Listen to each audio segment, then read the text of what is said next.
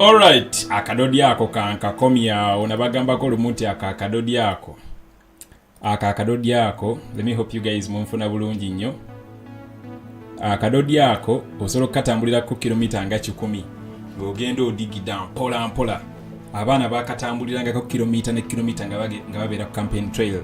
So kazangamu amaanyi era nebaza oli yavaayo ne idea ya akadodi baganda afa ab'embaale ke batera okubanga bali mu kola circumcision and all that kind of thing. You guys, mwena abatuyinze kakaongezi ko lwalero, thank you very much. Mwebale tweyungako ku JBMuwonge Talk Show.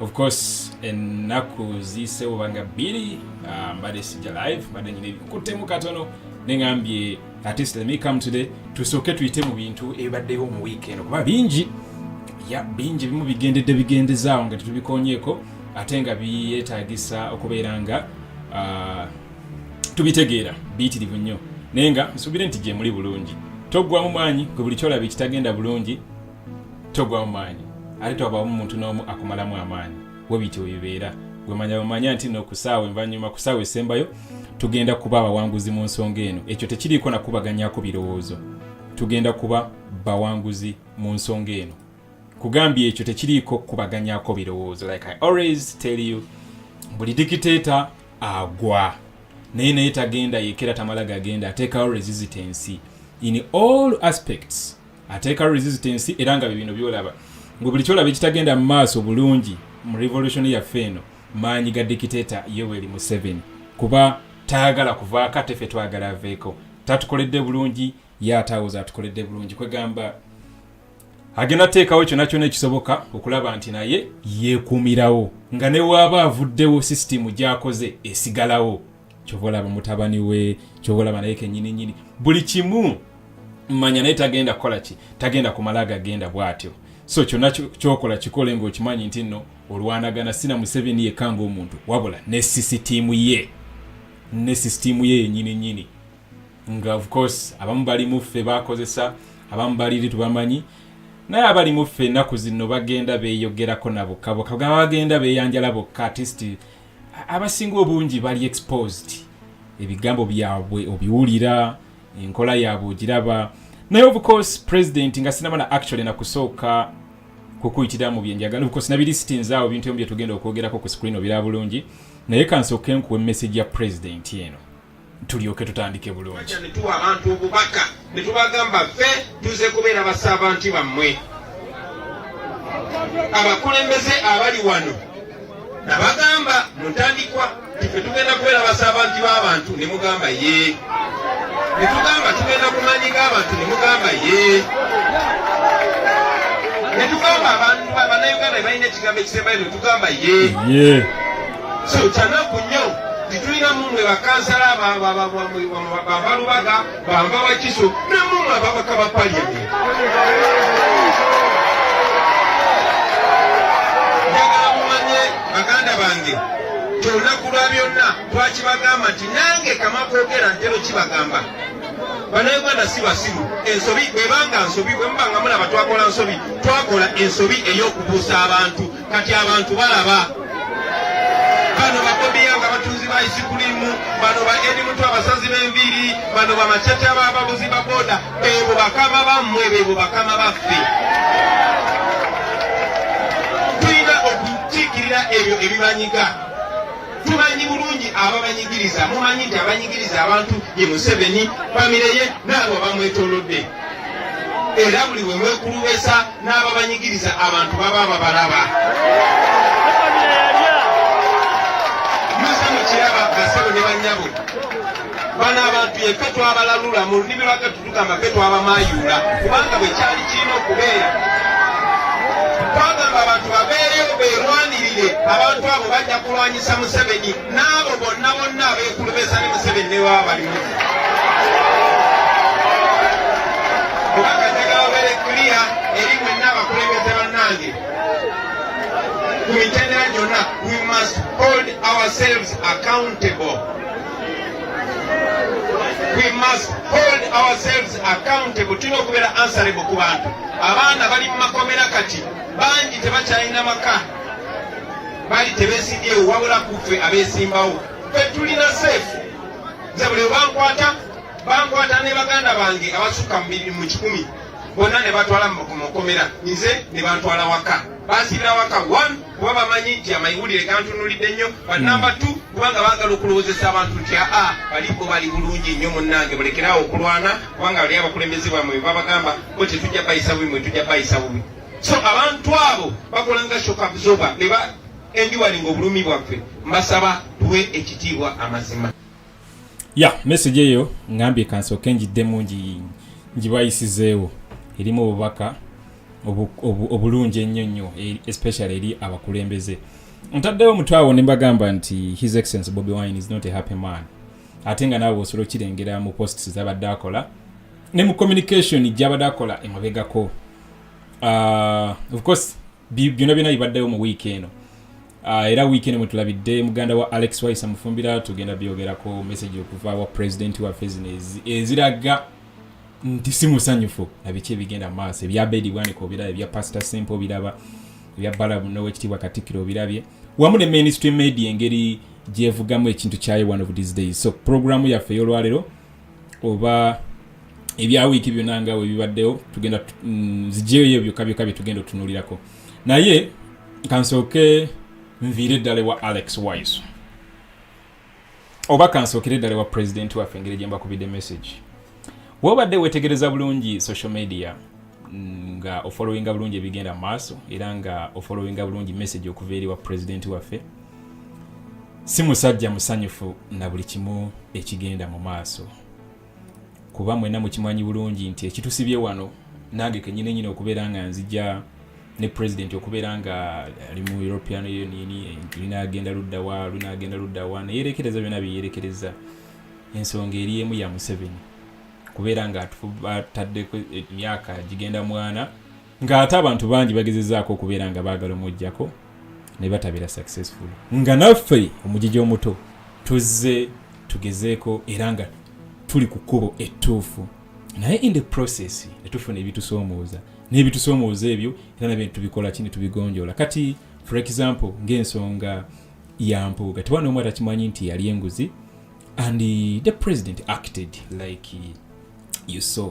Naye munnange kyennyamiza era kyanyiziza mu president waffe nti abantu abakulu abamu bewandisuubiddemu okubeera nga ensonga bazigiraba mu butuufu bwayo ate baasalawo ensonga bagirabe mu ange endala nga bo baagala kwegamba kuwolereza ne president waffe Kyagulanyi Ssentamu Robert naye yatandikira ku nooti ey'okubeera nga abantu bano abamu abalabanga baganda be abalabanga ab'omukwano n'abasembeza kyobalabanga ojja kunjulira bulungi nnyo nti wadde ebyampuuga byali bimanyiddwa like way back nti ayinza okuba alimu engalo ne bamujja ku kifo kya leader of opposition inimayo vite bandi mwongedde kya commissioner niyo lw'ensonga nti eno kali akaosoluganda kaliwo n'ako okutya okunyiiza nti awo omusajja tumugyeko ku bwa leader of opposition wateleke munyiiza akala testi katumuweeyo ku kya commissioner and all that kind of thing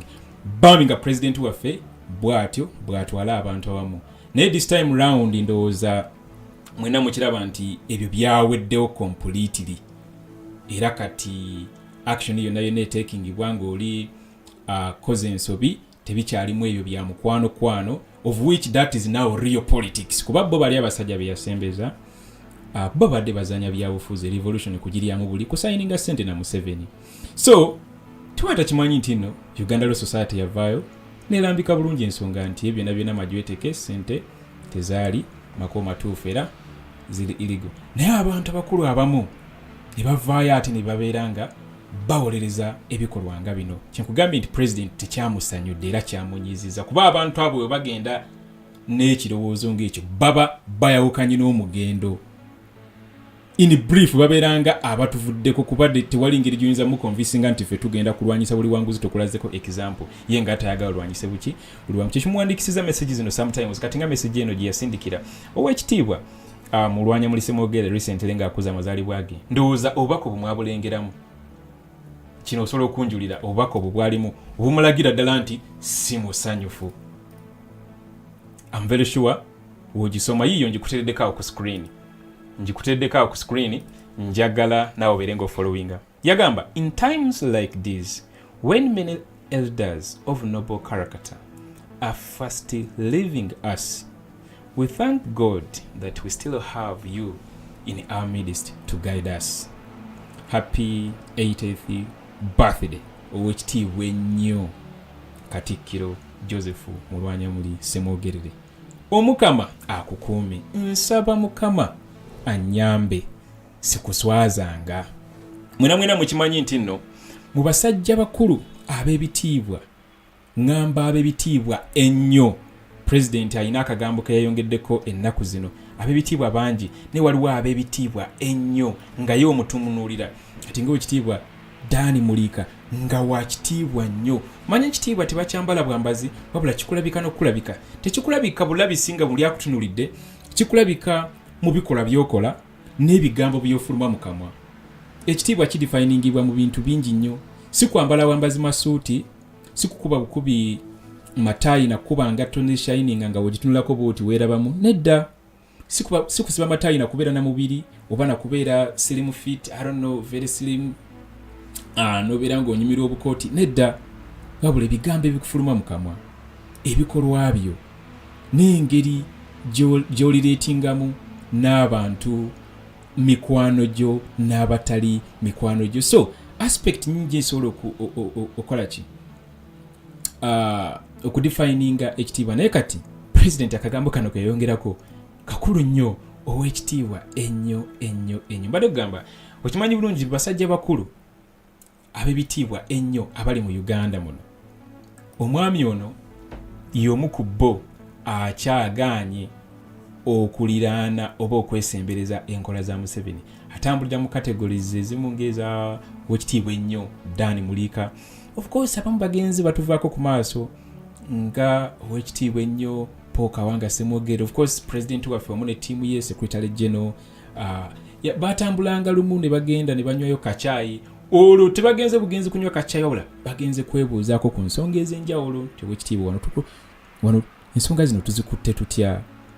Ensonga wano ne wano tuzikutte tutya? Mwena mukyajjukira recently ng'ebintu bino byakatandika, Miriam Matembe yavaayo n'agamba nti ttiimu ya Kyagulanyi yagenda nemwebuuzaako ku nsonga za mpooga zino. N'abagamba nti omanyi mmwe mulowooza nti opposition kulwana bulwanyi. Kumbe naye yejjusa, ndowooza mukyajjukira we yali atunyumiza in one of the shows ezaaliwo. So abantu ab'enjawulo President olumu atera okwogera ku nsisinkana yaabwe n'engeri gye babadde bamugaidingamu n'engeri gye bali bamumentalingamu nga bafudde kuba wabeera kulumba abatalina kyatya kwogera, naye babeera nga bakyali balamu ne bamanya nti nno ono yawa Kyagulanyi amagezi, ono yamuyambako. Mumanyi bulungi ekisolo batuukako. So ono ye akiraga ne mu kwogera era akiraga ne mu bikolwa. Of course n'abalala bangi abatasobola kubeera nga abaatula. Naye point ebadde enkulu mu kino kyonna yeno statement yeno esooka waggulu nti in times like these when many elders of noble character are fast leaving us. Eyo statement si ntono nnyo, ekulagira ddala nti alaba bulungi ebigenda mu maaso era alaba engeri abantu gye balyamu ebigambo byabwe, alaba abantu bwe batandika okubeera nga ensonga entuufu nga n'omwana omuto agiraba nga ntuufu batandika okukola ki, okumatagga, batandika okulumiralumira ebigambo byabwe, batandika obbirimu, batandika okwebuzaabuza nga ali eno tali eno, kate ensonga eri clear. So wokirabira ewalala ye message gye yawadde eggulo mu luyimba olwa Joseph Chameleon. Oluyimba olwo olw'abasiima ogenze lulimu message eri very deep.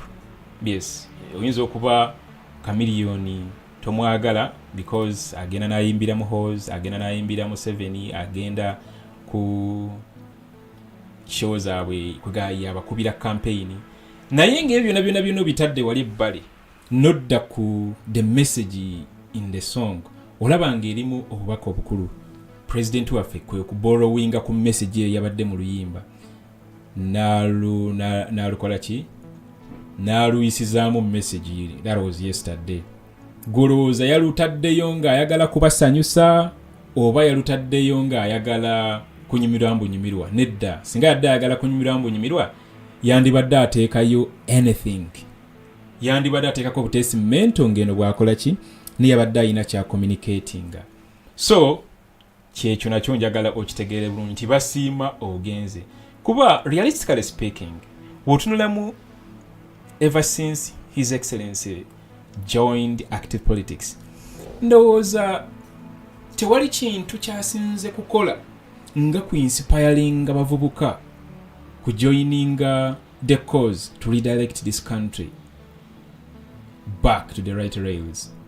Ate nga tewali kisinga ekyo kuba webback abantu baali babivaako nga Facebook kuba social media beekubisizaako bwekubisa bifaananyi kupostinga kufuna likes, abamu nga bateekako results za betting, abamu nga bakola live za kwevumirako kukwanirako.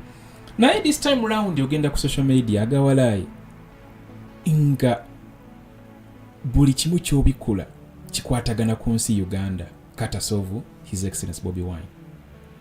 Okuva we yateekawo ekibi okuva people power we yajja into Uganda's politics and the national platform, tewali lunaku luyita nga mainstream media ze Uganda especially ezitali in sync with our revolution tezogeddeko ku NUP, tezogeddeko ku people power, tezogeddeko ku His Excellency Kyagulanyi Ssentamu.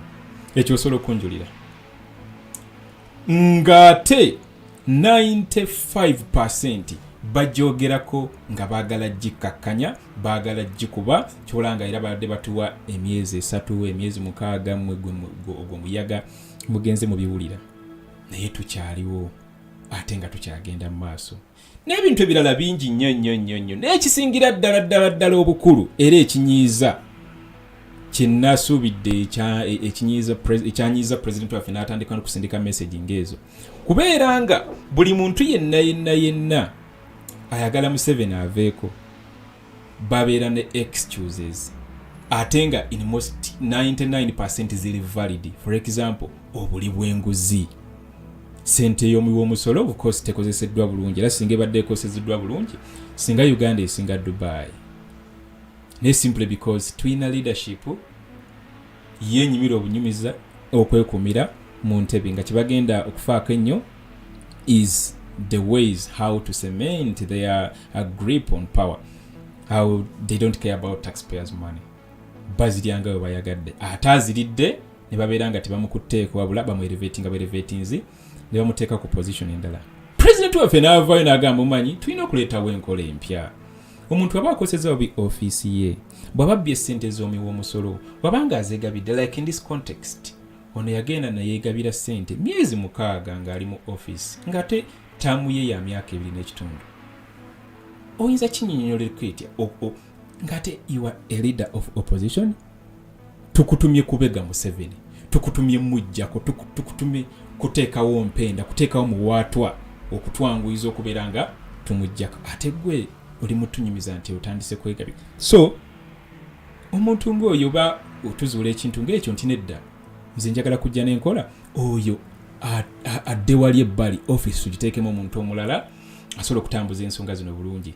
Basajja bakulu ne banyiiga ne bagamba nedda wakutteko waaki abamu of course si bonna, but no, it's just a small click. Naye bayise ekigambo kino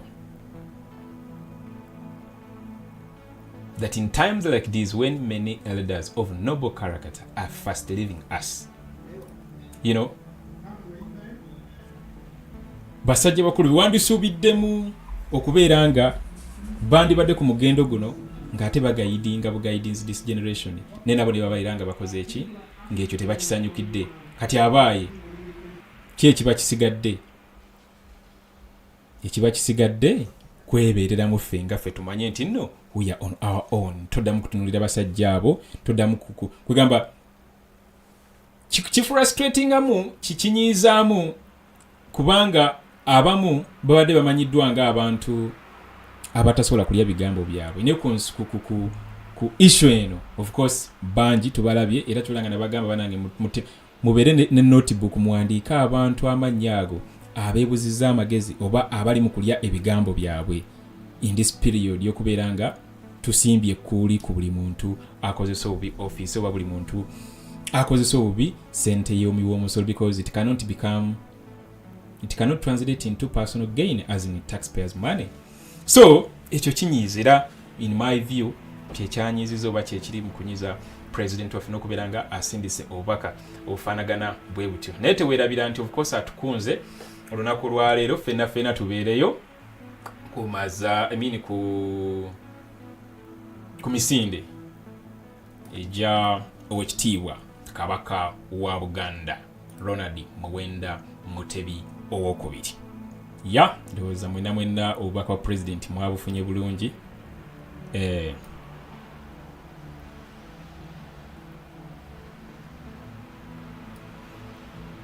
Yes, tomorrow let's all join His Majesty the Kabaka as we run to combat HIV/AIDS in Chafena tugwere mu lubiri.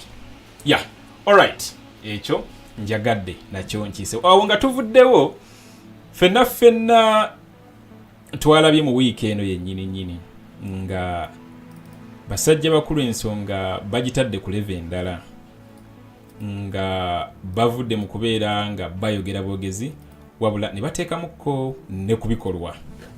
Mwena mwalabye muganda wa Alex Waiswa Mufumbiro yasaliddwako of course badde balowooza nti Waiswa ne muganda we bafaanagana nnyo to the point nti wobeera nga ng'era abalongo webabeera wobeera nga obadde tobeera nabo wosanga ono oyinza omuyitamu oli era nga ne bano webatomedde babatumye ku Waiswa mugende Waiswa oyo mumulage essomo era mumugolole ettumba ne bagwira kato. Alex Waiswa yali alina akaboozi kanyumyawo recently nti balina omupiira gwe bazannya muganda we oba yafuna injury muganda we yafuna injury sikyajjukira bulungi naye but Waiswa yayingirawo mu kifo kya muganda we naye nga ne kooki yennyini bali infrared tasobola kitegeera ko saidi eri negamba ate omusajja awumuddemu awo ng'akomyewo ne gaasi nnene nnyonnyo ng'adduka emisinde gy'amaanyi Ibrake yali amukolako interview. I'm very sure some of you have watched that clip. So bafaanagana nnyo era osobola okutomera bulungi nnyo. So abaami bano abavudde mu kampu ya Mpuuga bulungi nnyo baadde batumiddwa kugolola Waiswa ttumba beebano wano balabikidde mu kavidiyo ako ono ayambadde essaati y'emikono emimpi n'oyo ali mu makkati era beebano wano ngerawo balabaawo ono wano bulungi ndowooza osobola omulaba bulungi oyo. So batumiddwa bagolole Alex Waiswa ettumba era bamuwooninge obutaddamu kuvuma Mpuuga. Naye yenna atuwuliriza era atulaba kuva mu bitundu ebyenjawulo on record Alex Waiswa Mufumbiro tavumangako Mpuuga. Tayina na kigambo na kimu kyali amuvumye nti oba olinga ebiki nti oba kino. Alex Waiswa kyakola nga bwali deputy spokesperson w'ekibiina and era adabulinga okubeera nga spokesperson wa People Power, deputy spokesperson wa People Power. Mulimo gwe kunnyonnyola abantu ebiba biriwo bategeere kuba si buli muntu nti ajja kuba mwogezi. Kyola nga tusiba tubagamba ffe ebigambo bye tujja okubagamba wano kati ng'ebyange ebya JBMuwonge tolowooza nti njogera on behalf of ekibiina. No, these are my platforms. Tewali n'omwanga ansasula kuva ku NUP mbu JB kati genda oyogere. No, I can speak what I want but it does not mean that I speak for the party. No. Era yina alowooza nti no bino obeera mukyamu. Tuyina aboogezi ne deputy we, tuyina omwogezi ne deputy we, ng'omwogezi ye Joel Senyonyi, then Alex Waiswa ye deputy president. So mulimo gwakola kugenda ku TV bamubuuza kuddamu kati ensonga eno yampuga ginnyonnyola bulungi nnyo ate mugezi nnyo ali very smart Alex Waiswa.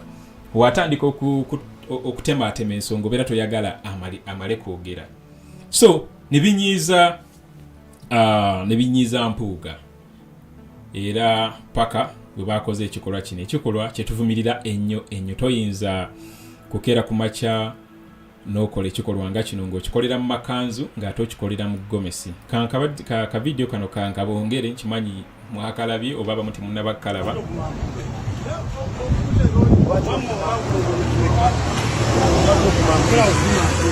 Kukubuulira lekerawo okuvuma mpuuga. kikimanyi mukolera musevisi ekaze bemugaga lekerawo okuvuma mpuuga. Ulira lekerawo okuvuma mpuuga mubi mpuuga mubi nga ogamba ono kato mumusumbulira bwere ono si ewaiswa ono kato wawa ono kato amanya ge kato ne bannange olira omukadde mbuke kano kennyini ka muziina munnange yengeri gye twaswaddemu ffe abambala amakanzu n'amagomesi basse ekitiibwa ky'ekkanzu ne gomesi. Kino oyinza kinyonyola otya amazima ddala? ono si ewaiswa ono kato wawa ono kato amanya ge kato ono muziina totulimba keeko lekerawo okuvuma ono kato bayani fe twabakwatagana lekerawo mpuuga oba yakola bibi oba bingi sirika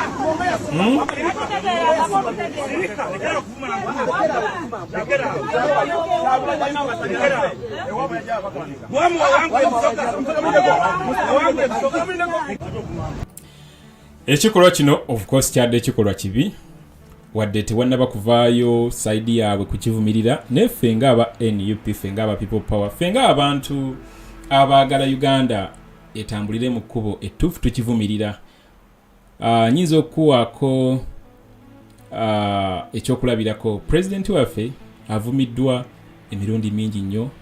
Abamu mulimo gwabwe okukeera nga bavuma Kyagulanyi, abamu mulimo gwabwe okubeera nga bakeera bavuma abaana ba Bobiwine, abamu mulimo gwabwe okubeera nga bakeera bavuma mukyala we Bobi Itungo Kyagulanyi, abamu mulimo gwabwe kuvuma Kyagulanyi from kumakya kawungeezi nga basasulwa. Ate nga pulezidenti waffe akiikirira population y'abantu esingayo okubeera nga erina amaanyi mangi, erina obudde bungi, ate erina ennyonta nnyingi nnyo ey'enkyukakyuka. Naye towulirangako mwana wa NUP, mwana wa people power, mukwano gwa pulezidenti waffe oba ttiimu gy'abeera nayo ng'erina gwerumbye nemugamba nti gwe lekerawo okuvuma Kyagulanyi, nti gwe physically ne basooka bamuhalasinga nga bakoze kino. So kyennyamiza nti sajja nga bampuga basazeewo politics ate muzannya we bati. Kino ekikolwa tukivumirira era tukivumirira ne sekuvumirira yenna. Tusiba tubagamba for us we are non-violent, no one at provoking. Nebaza nnyo muganda wa Alex Waiswa Mufumbire Kato. Bamuchokoza naye nga batunulidde bwati ng'alaba abasiru bali mukola ki, bali mukwerabisa, ne bamuggyako n'enkofiira ne bamukola buli kimu kye bamukoze. Naye gwe obugumiikiriza obuyina ali mukunda basaawa zino bwe bonna obugumiikiriza obw'abaana ba people power, because bo bali babeera baagala otwambaza ekifaananyi nti tuli batemu, tuli babbi, tuli bakumu.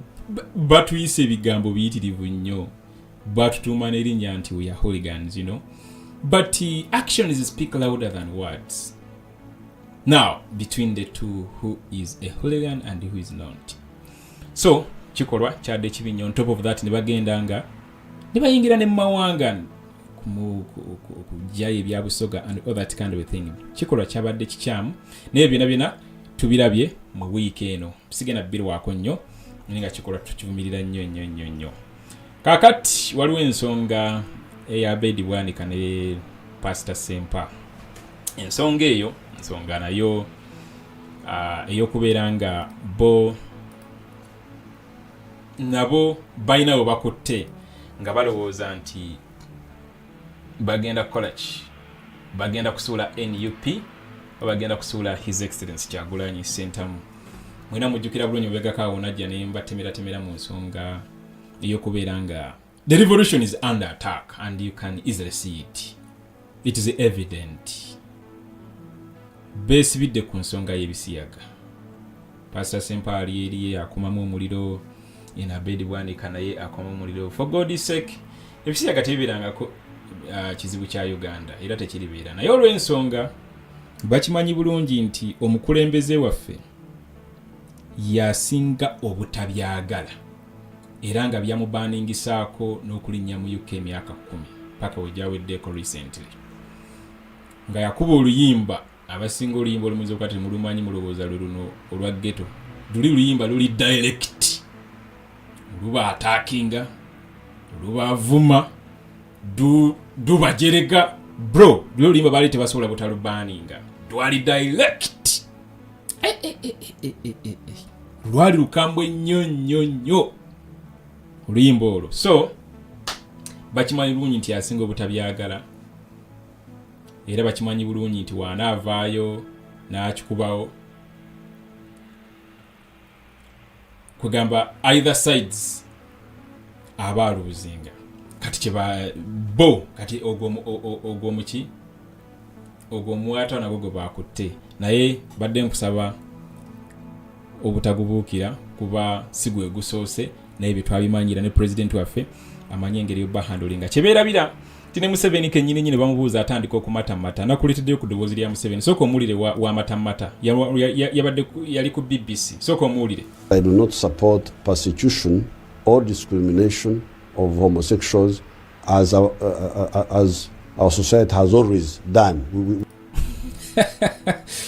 Singa otula bulungi n'owuliriza Museveni amanyi bulungi okumanipulatinga n'okuzanyira ku bwongo bwa Uganda bw'agenda eri ne bamubuuza tandika okwewombeeka awo natandika okukola ki njagala omuwulirize bulungi nnyo kuba ssente azeetaaga akimanyi bulungi nti nno kali kekasuwa kekwegamba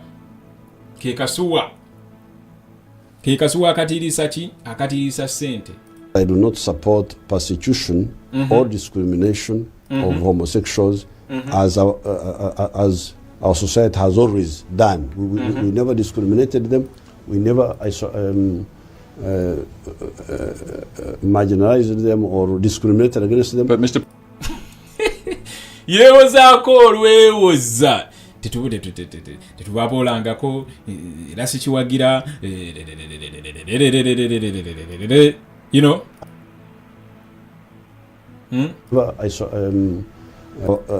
as our society has always done. We never discriminated them. We never marginalized them or discriminated against them. But Mr. President, but we would know what you see. What this question I have told you, homosexuality is not crime. Is if it is personal.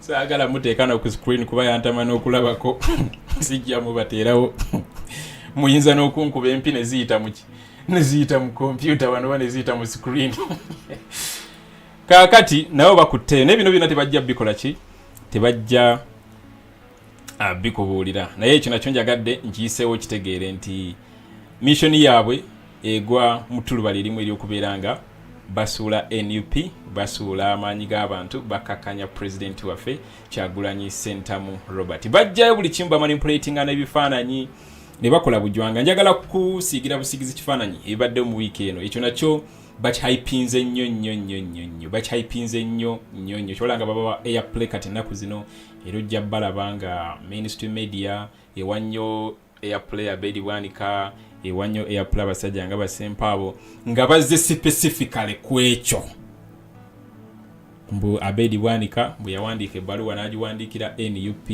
mbu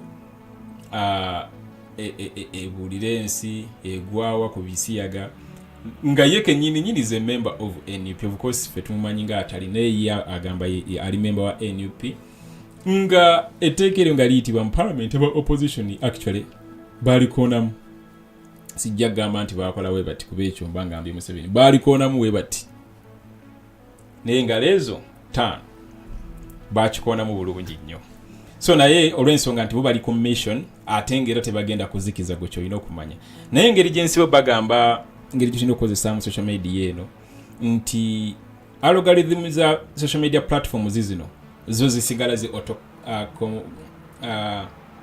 complementing numbers. So gobanga ina platform toteekako gabooziboozi ago obeera ogawa mileage, you get? Yeah, kino nyino kikugamba toteekako gabooziboozi ago oba ogawa mileage, toga commentingako, toga sharinga, toga likinga, because when you do the three you are spreading their message. Olanga tusiba tubagamba wano tuwosanga video ngeno gilikinga, buli gilikinga is spreading egenda ekolachi egenda masonga is spreading. So wasanga gabooziboozi ngago nyamba toga pushinga further. Don't like, don't comment, don't share, don't even try to just scroll and continue. Chebagala bisigale mu main stream media platform. All right. Ensonga endala era mu weekend yennyini ye ya Balamu ne wekitiibwa Katikkiro wa Buganda Charles Peter Mayiga. Ensonga eyo nayo nkulu yayogezza nnyo abantu obwama. Ensonga y'abasibe abali mu kkomera nga tebalina musango na gumu gwe bazza, nga ku ssaawa eno baganda baffe bano emyaka gye bamaze mu kkomera egisoba esatu eyabawaabira yabulwa obujulizi. Of course ebisango byonna bijweteke tebiyinaako mitwe na magulu, naye abantu bennyamidde naddengezako ku patrollinga ku Twitter, nga ngenda patrollinga ku streets ez'enjawulo ku Facebook, nga ngenda patrollinga ku streets ez'enjawulo ku TikTok, nga nsanga mixed reactions ez'abana Uganda mu ddoboozi lyavudde ewa Oweekitiibwa Katikkiro wa Buganda, ye nga awagira ekya Balamu era n'agamba nti ye kwasibidde. Nze naawe navuddeyo ne ŋŋamba nti maybe amakooti tugaggalewo n'amateeka ge tulina mu Uganda gonna gabolishingibwe, kubanga balooya ng'abo twandisuubidde nti bandibadde baadvocatinga for rule of law, bandibadde bagezaako nga basobola to strengthen the institutions ze tulina mu ggwanga lyaffe ino Uganda. Nze bwe nandisuubidde because bannamateeka, omuntu omulala wakyogera nga Kanaabi ali eye Wakiso deep in the village enakapiripiri tiwakyogera, nyinza obutamunenya, naye a land person, and not just land but a lawyer, novayo n'ogamba nti no, the fate of those guys tuziteeke emikono gya muntu omu. Balamu awo era we nabuliza ekibuuzo, buli gwe banaakwatanga nga tuyita Balamu,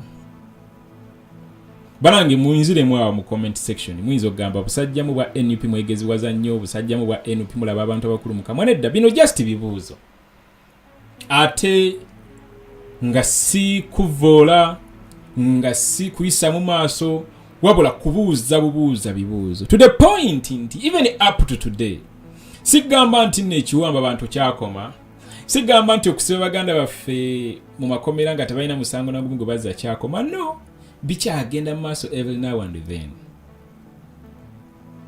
Kati awe nabuuza ekibuuzo nti buli gwe banaakwatanga tuyite Balamu, buli gwe banaakwatanga tumujulize Museveni yalina omukwatibwa ekisa amugyeyo.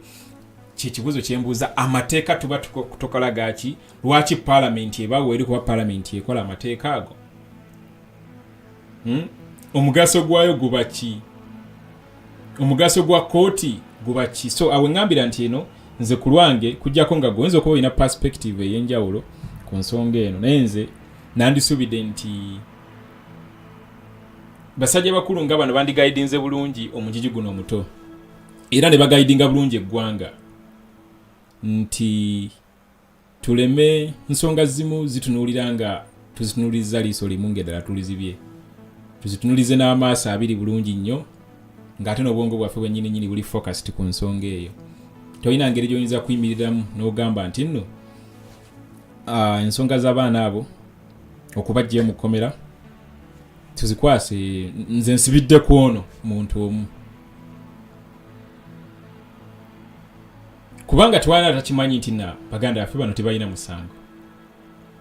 Kiki ekigaana basajja bakulu bano okubeera nga bateeka akazito ku gavumenti eta abaana bano kuba tebalina musango nagumu gwe bakola ki gwe bakola bamazeeyo emyaka 3 n'okusoba tewali bujulizi kale babawe bail bawoze nga bava bweru bawo ogamba nti no basonyiibwe oba bataddeko omusango ate gwe bataakola baganda baffe bangi ba political prisoners baaterwako agasango ge bataakola nga kati tebalina bwe basobola kukola nga ne baba kusaba visa genda mu UK oba America tasobola gisaba gera bamugamba criminal record yo eraga wano ina treason case wana ate wakola buti wano watta abantu wano bakwachuzi ngo okwocha police eje misango mande minene nnyo okumala gasindika baganda affe bano gwe niye kambuza ekibuuzo kuba golowooza nti nno waliwo ekintu ekisinga okunyiiza fe abali eno wabweru tulowooza nti nno era abamujja balaba mu comment section video eno ng'ewedde obanga ekyagenda mu maaso nga bo ebyo byonna tebibalya neneebuuza golowooza gwasinga okwagala baveeyo olowooza bo tebaagala baveeyo naye olowooza lwaki tebaateekinga step eyo kuba bazze baba meetinga every now and then nti mukkirize tugenda bawa amataka tugenda bawa emmotoka Bobiwine mumwefuulire tubasonyiwe golowooza lwaki tebakkiriza ye lwaki tebakkiriza nti tuli Yesu musango twagukola bagende babakole kiba basali bakimanyi bali innocent tebalina musango nagumu gwe bazza so saagala abantu bamu wano twefuule nti no twagala nnyo so of course njagala baveeyo era kyobulaba nga nasanyukidde nga ne list zafulumye eza abaganda bafe ababuzibwa aba John Bosco Kibalama ne bamachete ne ba Olivier Tayanga bali mu comment naye tebavaayo on the mercy of Museveni nti abasonye emisango nti no babeke awo ngeri gye babikola ngabo baagala okikola nedda baletebe mu kooti bulungi bawewe bail bawozenga bava bweru paka omusango bana kuba tebalina bujulizi bwababula paka omusango banakola ki ubanagubasiimuulako nze kyesaagala baana bateekako omusango gwe bataakola kuba singa baali bakyagala singa baakikola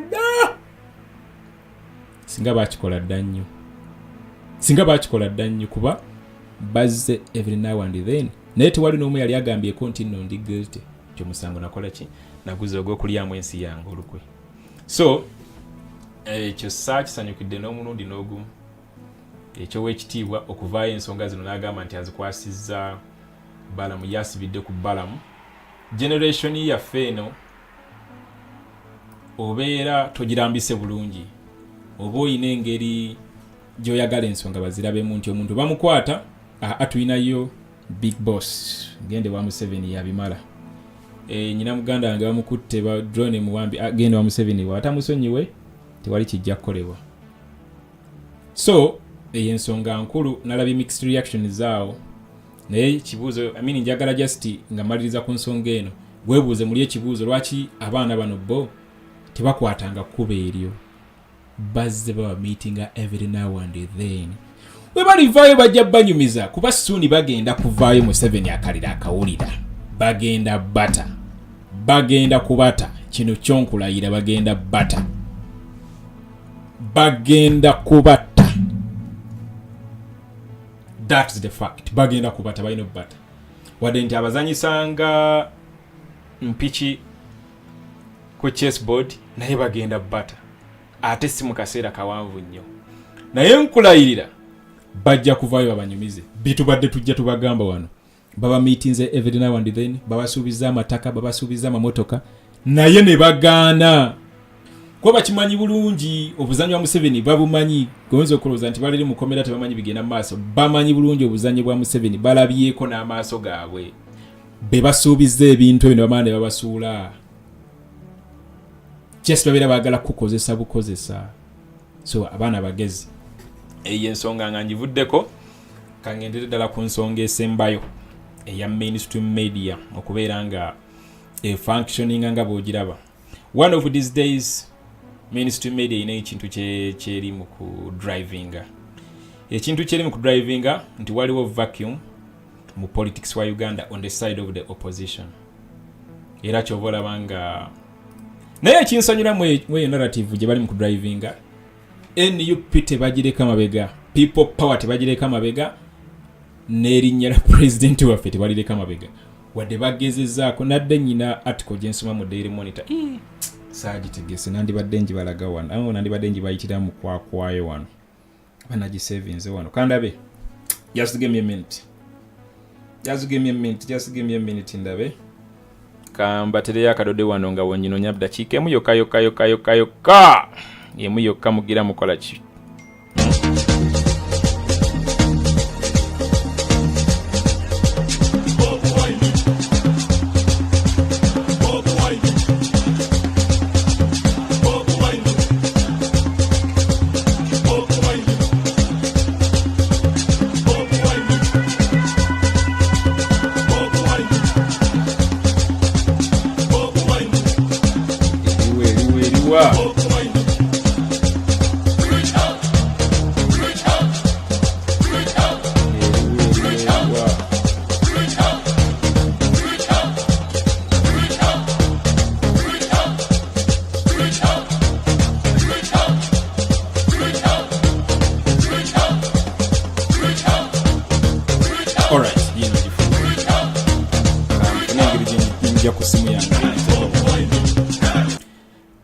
Yino njifunye wano kanfune engeri gye njijja mu simu yange wano njiteeke direct ku screen wano. Tuli live guys, gena maaso ng'osharinga live stream eno ne video giwe ekigalo kamala okugiteeka wano mu bwangu obw'ekitalo ennyo.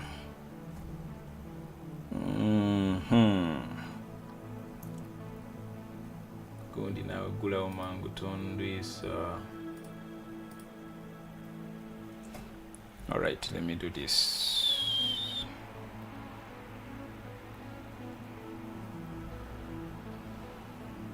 It's loading.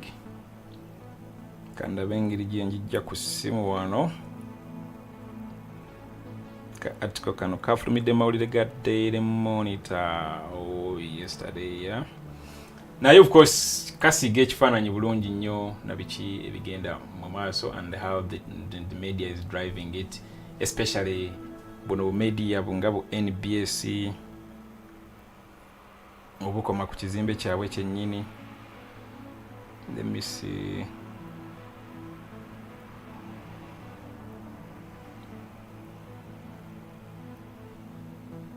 All right, here we go.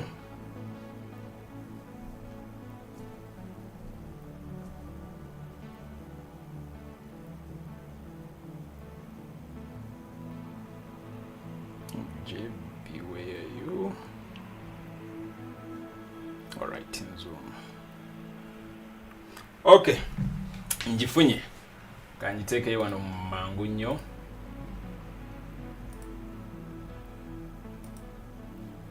All right, here we go. Kamale okujigaziyamu wano katono.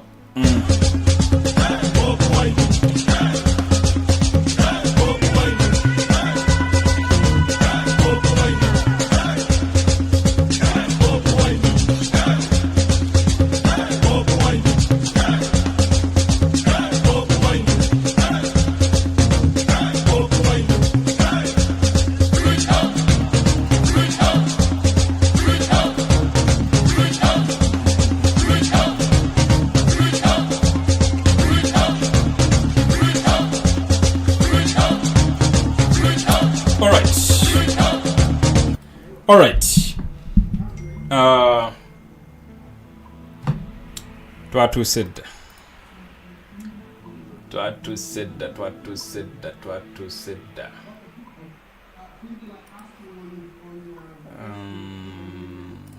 All right.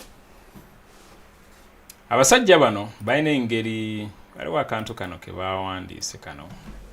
Of course kano kademdele monta. Naye nako kalina engeri gye kali mukakanya. Bagambye in the past 6 months alone the opposition Forum for Democratic Change, that is FDC, has self-destructed while the leading opposition party National Unity Platform has begun its journey to implosion and could get into a free-fall phase like their FDC counterpart if they do not regroup quickly.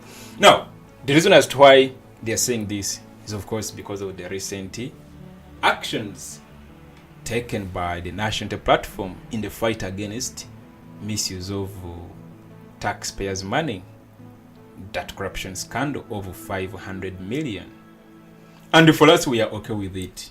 If it's going to split the party, let it split it, because Uganda bamanyi ensonga lwaki eba splitting. Naye there isn't any implosion. There isn't. What actually is happening, the party omukulembeze ali mu cleansinga ekyalema FDC during the times of Nandala Mafabi ne Patrick Oboy Amuliatu baleeta sente muki FDC, because nsiba nchogera wano singa leadership ya FDC ya acting on the person of Nandala Mafabi and on the person of Patrick Oboy Amuriat, by now it would still be intact, but you see how it split. So fe omukulembeze waffe yakirengedde bukyali n'agamba no okitema kati kyobalabanga you can easily identify ani achiwagira era ani atachiwagira, and by someone identifying themselves on the other side or on this side omanyirawo omuntu owo n'atali wuwo, and you can't trust atali wuwo anymore. So there isn't going to be an implosion. Now ne bayongera ne bagamba, with these very cinematic events unfolding before our eyes, Museveni, on the other hand, must be rubbing his hands with glee, waiting on whichever opposition will emerge from the rubble to compete with a well-oiled NRM machine in the 2026 elections. Now, even this nakyo si kituufu lwa nsonga nti yes, Museveni ayinza okuba ali mukuba mu ngalo because of whatever is going on. Like I always tell you, nti abantu abatuzize mabega bano basajja bakulu bansi bamatayi nti ensobi ze bakola ate kati ffe tulina soka zikiriyalinga eringa road block mu luguudo lwe tulimu tumale zikiriyalinga then tulyoke tugende. Yes, Museveni abatereddewo ekibloka, by the time tunakigirawo tujja kwa tumisinze opportunities ezimu. Ne guess what, kiba kirungi oluguudo ntuli clearinga such that abatuliye mabega balusanga luli clear. Balusanga luli clear. Yes, ayinza okuba ali mukuba mu ngalo ne artist tuli mu cleansing era timu tuli mu kutambula nayo bulungi eri kwalaali era emanyi bulungi ensonga lwaki tuli mu lugendo luno okitegeera. Ate n'ekirala ebyakalulu tebikya making a sense in the pretext in the context of ani awangudde. Be making sense oba bigenda ku making sense nga we have successfully utilized that election to oust the person of Museveni. When it comes to who has support and who doesn't have support, of course the entire world knows. Tewali atakimanyi nti obuwagizi Museveni bwamugwako dda twesibyeko bwesibi. Tandikira ku term limits, genda ku age limit, ebyo byonna singa tebyaliwo singa kaput. Ne simply because of such and the military UPDF and all that kind of thing. Ensonga lwaki atuliko. So when I see these media platforms nga zikozesa nnyo akalulu as a marking scheme to see who is who and who is not who, you know, baba tulimba era baba just bagezaako tulaga nti bakolera Museveni. Ironically, in the thick of the opposition chaos, the NRM launched a registration exercise across the country, with the party aiming at shooting past the 11 million membership subscription. At the same event, Museveni called for calm, urging officials to avoid the clash of grabbing and talking in opposition coverts. Museveni made the comments well aware that the rain-pounding opposition camps will raise the need for warmth, and NRM remains the only point of convergence to the shivering from FDC and NUP, and maybe ANT, only that its grassroots mobilization strategy has proved more cumbersome to comprehend than their ideology. Now,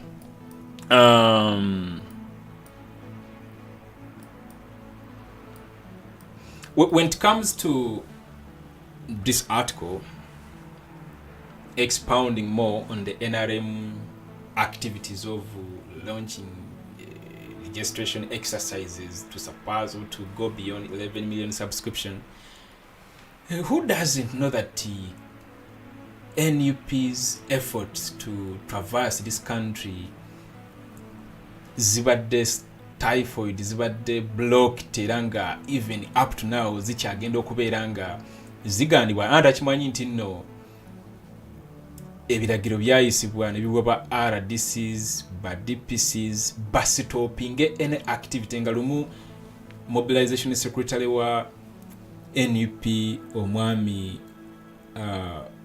Fred Nyanzi yali attibwa mu bitundu bye wazit Bundi Bujjo, if I remember very well, ubanga baka Kongovule ne bakasa nga tewali ensonga n'emu wabula nga mbuuza lwaki oleese no kunga, lwaki mobilizing abantu and all that kind of thing. So yes, like I always told you, tetulina kuteeka wate excuses lwaki tubasi tukola activities zino, kyolanga tulemerako every now and then, and the new different avenues is taking it which binange cha national platform kuberanga era zigenda maaso nga zituuka mu bantu, kyobalabanga era ne Museveni agenda maaso wadde zirabikanga ezitalina nnyo kigendererwa, naye ye Museveni abeera akimanyi nti no bana abaana ate kati wano bange ziwaddeko kati nga football matches, tournaments ezi Mukono, Masaka, Jinja, yes, zireeta abantu together era ne bagenda maaso besanga nga bangi they were discussing about these issues. So point eri nti anyway nti when it comes to Museveni obana okulaba nti wadde nti waliwo akavuyo nti ye Museveni agenze maaso nga alaunchinga registration exercises aina immunity yajewa, tewali n'omu agenda mukwatako, tewali n'omu agenda mugambako, police egenda mukuuma, actually egenda namuyambako kola omulimu ogwo. On the other side, mukimanyi bulungi ekibeerawo, NUP wegezaako kutambula, mumanyi bulungi ekiddako, president waffe wegezaako gamba nti ki, mumanyi bulungi ekiddako. Naye ekyo kituleetera kife abali on the other side. Nsibamba gamba nti zino ensonga tetuzirekera abakulembeze aba NUP nedda. Tetuzirekera a selected few group of individuals. No, we are 47 million Ugandans. We are over 85% below the age of 35 who actually are yearning for this change. So, if 85% of 47 million baleka these issues to be addressed by a selected few, then we are doomed. Kichengezako kugamba each one of us paako kyokola. Tobuuza Bobiwine akoze eki, tobuuza David Lewis Lugongo yakoze eki, tobuuza mobilization secretary chairman yaza akoze eki. Gwaliye katakwi, gwaliye na kapiripiriti, fuuka change joyagala. Yeah, wonagikwasa abantu abamu nabo balina weaknesses zaabwe in one or the other. So bagezaako nnyo kisigira wana abantu. Anyway, tweyongereyo nsuubire ensonga eno mugigobera bulungi. Ne bayongereyo ne bakugamba nti in December 2017, while at a dinner to celebrate the passing of the age limit bill, then Governor Chief Whip Ruth Nankabirwa implored Museveni to punish dissenting voices within NRM structures. An idea Museveni thwarted immediately, telling her there was no need because there is no opposition in Uganda. This notion, this narrative also bagala nnyo gitusiga era mubalaba bambala kamunyaga mugati gwa bata ajja kujja kugambe nti nno omuntu eyategeera Museveni era kati asobola omuvuganya ali omubesije era yekayika Museveni gwasinga okutya. Nkugambye Museveni ati omusajja gwe bayita Vesite bajja neyo abagamba ku TV nti mu Uganda kati wali opposition laba Kyagulanyi asiba ku nnyonyi, Kyagulanyi ali eri ali luddawa.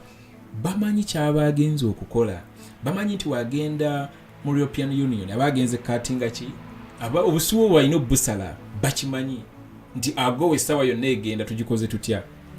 So bajja kuteekawo ebibooziboozi ebyo nti mu Uganda temuli mu opposition, naye on the other side abductions zigende mu maaso nga zikolebwa ku bantu abali ku ludda lwa opposition ate nga bali affiliated ku people power ku NUP. Bagenda mu maaso nga bastopinga activities za NUP, activities za people power, activities z'abantu ab'enkyukakyuka. Bagenda mu maaso nga batta baganda baffe bana bagamba nti wali ki opposition. So by then we akyogera, of course that was 2017. Yali akimanyi bulungi 2017 because by then president waffe Kyagulanyi yali akajja mu byobufuzi, yali akamalo bingira engome mwagira mu parliament nga bagezaako okustopinga abasajja bano baleke kola ki kukyusa age limit. So by then we akyogerera yali akimanyi bulungi. Of course ono Museveni ali mu kugamba Ruth Nankabirwa nti tewali kimpanishingisa bali mu NRM baagala twefuulira bagezaako kwefuula bagezi basekikuba abantu all that kind of thing. By then bali basekikubo, then ono Tinka Simire, then ono Muhammad Nsereko mukyabajjukira. So ne president waffe actually yabawaanako mu audio giyakola ng'agenda eyavaako kazaala bulwa. That audio anyway ilifa nandibadde njibakubiramu wannayo naye it's a 11-minute audio which will take some time. I did not organize that. Naye kyembadde ngezaako okugamba nti Museveni yabagamba tewali need kuba punishinga lwa nsonga tewali opposition mu Uganda. Yakyogera ng'akimanyi DP already yali yagisindikamu Mao, ng'akimanyi bulungi FDC yagisindikamu Patrick Oboy Amuliati ne Nandala Mafabi, and those were the leading opposition political parties by then. Those were the leading wagulu FDC ngedaka wansi DP. UP still ready yali yagiwasadda era nga agiina wano mu nkwawa zaayo bulungi nnyo. Zino zijje matoleta naawe simanyi PPP Uganda bulotoleta. Political parties nyinyi nnyo mu Uganda actually ziri over, I don't know, I don't have the figure at the back of my mind that they are over 10 plus, they are over 15, I don't remember very well. Nenga mpitirivu nnyo naezo kyolanga ne NUP yagenda mwezi ezali zitachya soundinga gye yakola ki gye yajja kuba yabakimanya bulungi tebasobola kukola ki kubakkiriza ku registeringa political party empyanga n'ekigambo obugambi people power balamu yagenda n'akikola ki n'akigisteringa nga organization y'abakateyamba. So by then era kimanyi bulungi nti no opposition political parties asindisemu bambegabe nga omukulu akulira DP already ye yamukola ki yamuteeka down nga FDC erimu omusota gu Nandala Mafabi, erimu omusota gu wekitiibwa Sebugwawo, ng'erimu omusota gu Patrick Oboy Amuliat, abamu bavuddeyo lwatu, abamu ndowooza mubalaba games ze bazannya. So yagenda okukola statement eyo ye ng'akimanyi bulungi naye nga takimanyi nti wagenda ku gy'oli atabimanyi bino byonna nga tamanyi bino biprotocol byammwe bino mbw ate simanyi biki president waffe yamwa surprisinga nnyo yali takola ki yali takisuubira. So wetweyongerayo wano Museveni added that many people stuck in the opposition are only disgruntled, confused, with no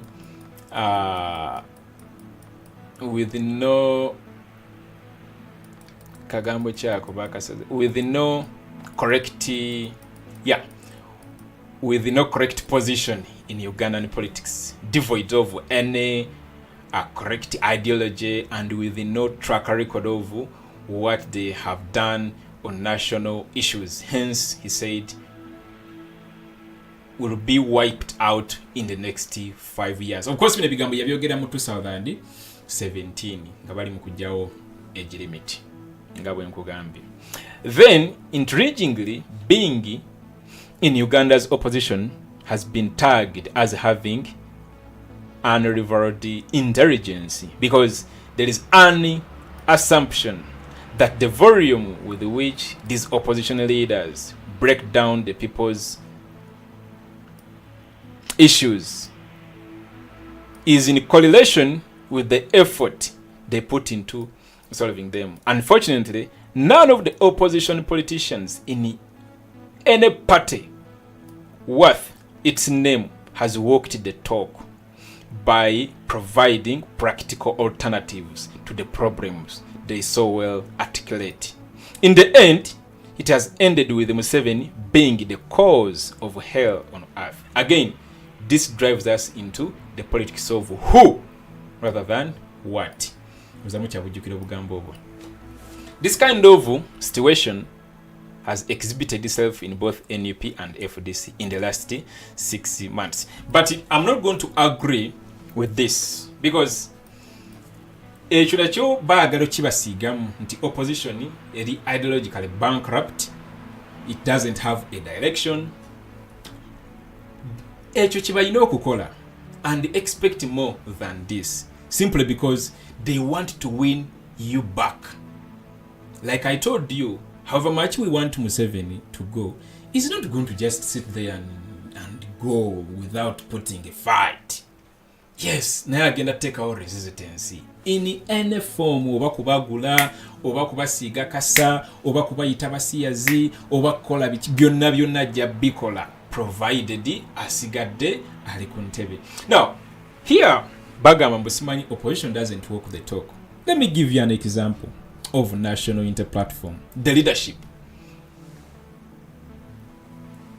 Mpuga Ubamu ekifo kya leader of opposition agenda atubegere Museveni, agenda atuterewo omukululo tusobole okuseeya bulungi akasajja tuberenga tukakola ki tukasigula nga tukakona ko katika gwa Bobi.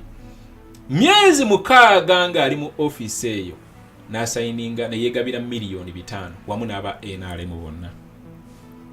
President obukakafu bwavuddeyo immediately there and then ensonga nayagala ogikwata kisajja kikulu n'ayita bakulembeze banne ne bagituulamu, abakulu b'ekibiina ne bagituulamu ne bamuwa amagezi, tebamugoba, bamuwa amagezi.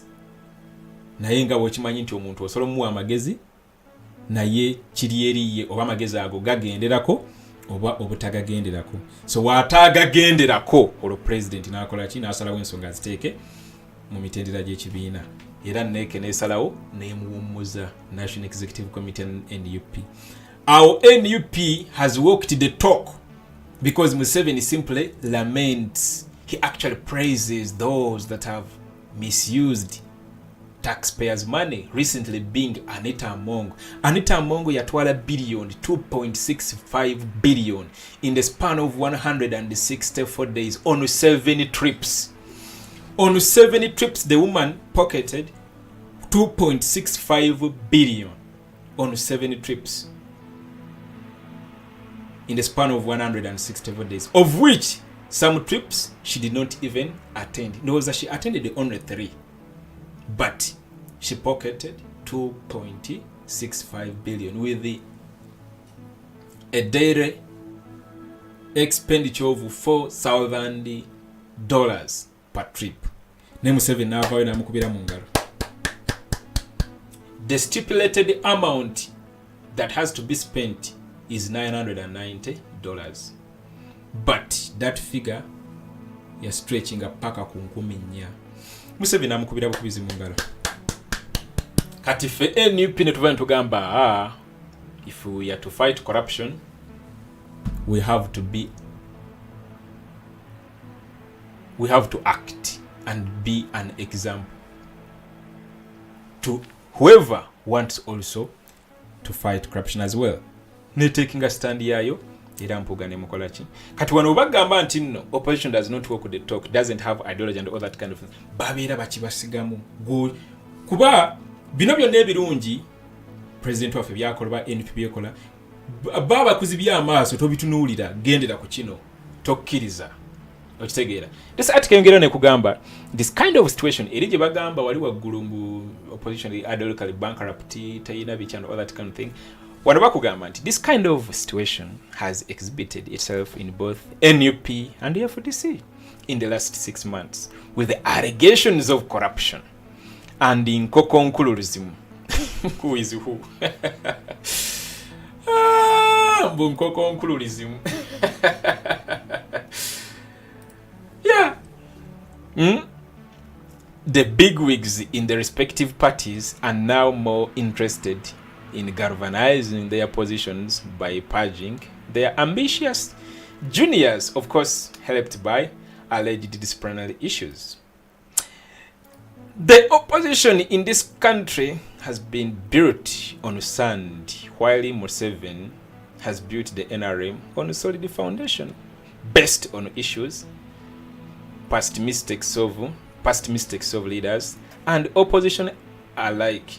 And he is aware that an opposition that lacks focus on issues, tenets of satisfactory internal democracy, lacks solutions to internal dissent, one that builds its base on identity, as the case of NFP, will soon suffer from ulcers.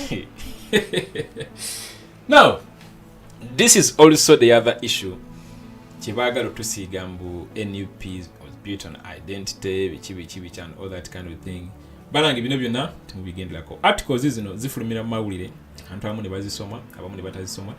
Ozimu ne zigendera mu mawulire, ag'oluzungu aga NTV, aga NBS, agachi. Olumu ne zigendera mu bloggers abamu 7 naye kati otunulayo baani blogger waabwe tebalina n'omu. Cholanga nsamba gamba, let's not give their messages a platform. Tetutekaga messages gaabwe kuki ekisinze wano ku opposition in this country has been built on sand. Mbu ate mu 7 year buildings on solid foundation. There is no solid foundation for NRM. What has kept him 7 power and NRM actually is just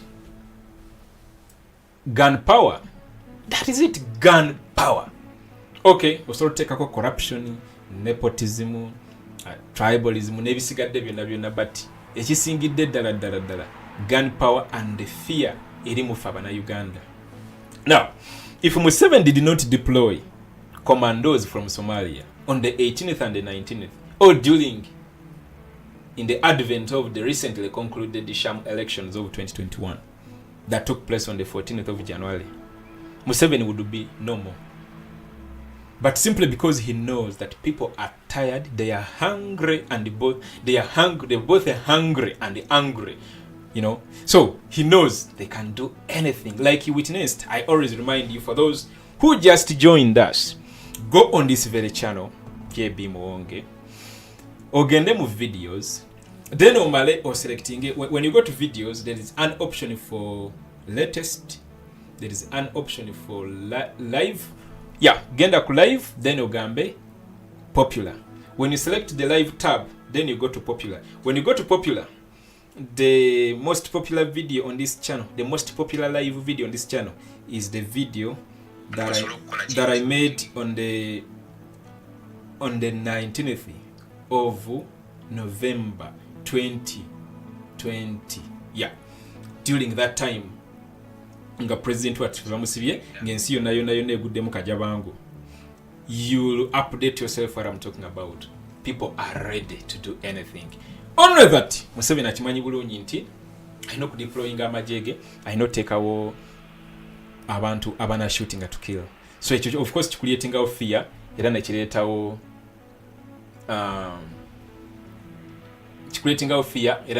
embeera neyokubeera nti Museveni akyatufubataddeko, you know, akyatukalakata. Naye nga it's not that Museveni built NRM simanyi on a solid ground. No way. They don't have support. They don't have support at all. Let me show you something here. Just to remind you. Come on. Do I have this? Let me see if I have it. Njagala olabe bino ebyali mu kalulu ka 221 ng'osanga akatabo, ng'osanga box y'obutabo nga tebannaba bugabira bantu kutiikinga naye nga babutiikinze dda bonna nga obiraba ku screen. You know, this is not support. This is not building NRM on a solid ground. No way on a solid foundation. This is during 2021. Bino bu video evidence mungi toyinza na kuddawo nga natandise obbanyonyola ate neno nayo live ndala. Of course byonna twabidocumenting nga byonna abantu ayibalagadda naye nga bwomanyi nti feeding this mind is like a bathing. We need it every day. You know what it means when you spend a day nga tonaabye otandika okuwunyirira abantu. The same applies to this mind. If you don't feed it with the right information, you end up forgetting most of the things. You know, ono yajja nabwe mu kikondoolo nga buyitirivu nasooka buyiwamu mu kagundi. You know, abasirikale tobanyumiza ebyo nga kuteekako wali omukona balengere babali. So a lot happens. Kyolanga gamba tosobola kudda wano otugamba mbu simanyi NRM, simanyi Museveni, simanyi NRM was built on a solid foundation based on issues. Which issues? If it was based on issues, we would see functioning health care.